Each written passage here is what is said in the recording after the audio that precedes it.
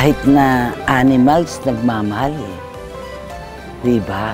Like, especially dogs. Nagkaroon ako ng aso, hindi ko naman siya masyadong inaano, pero pag darating na yung kotse ko, nagwiwiggle na yung tail niya. Love makes us human. Yeah, mas minsan tayong tao ang hirap eh, no? Maging human.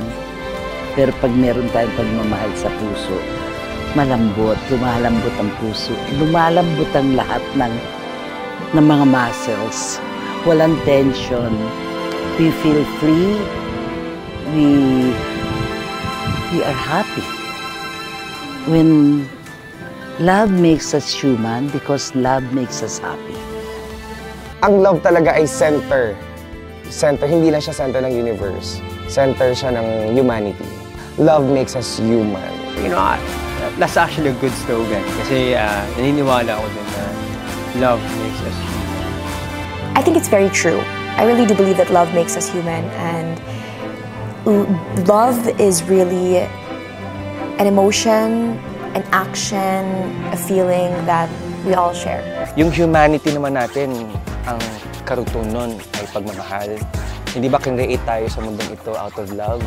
Diba? Hindi lamang ng Diyos, kundi ng ating mga magulang. So, I think lahat ng tao na may pinagdadaanan sa buhay, mahirap man, masama man, ay merong pagmamahal pa rin sa puso na natitira. So, because of that, huwag tayong mawawala ng pag-asa kasi kahit anong mangyari, basta may pagmamahal tayo sa puso natin, lahat malalampasan natin.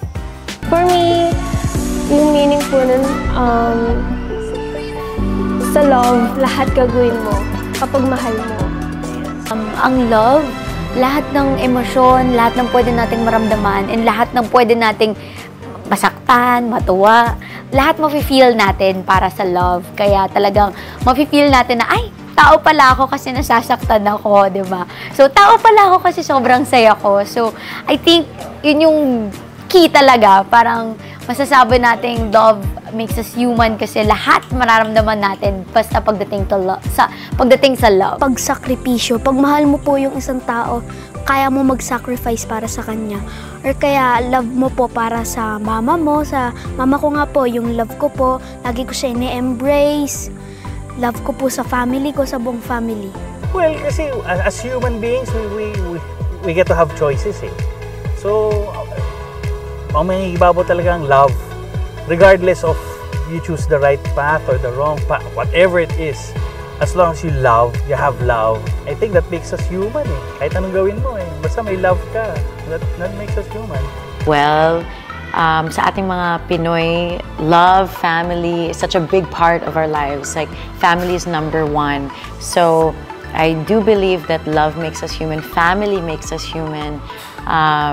And, you know, we are Kapuso, so being Kapuso, having a heart, is the most important thing there is, really. So that's what I believe. Totoo yun. Without love, how can you be human? So it's really love that makes you human because that's part of our existence.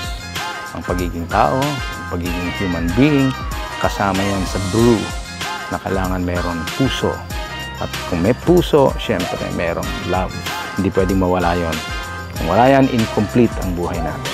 Wala kapag love talaga ang umiran, lahat posible.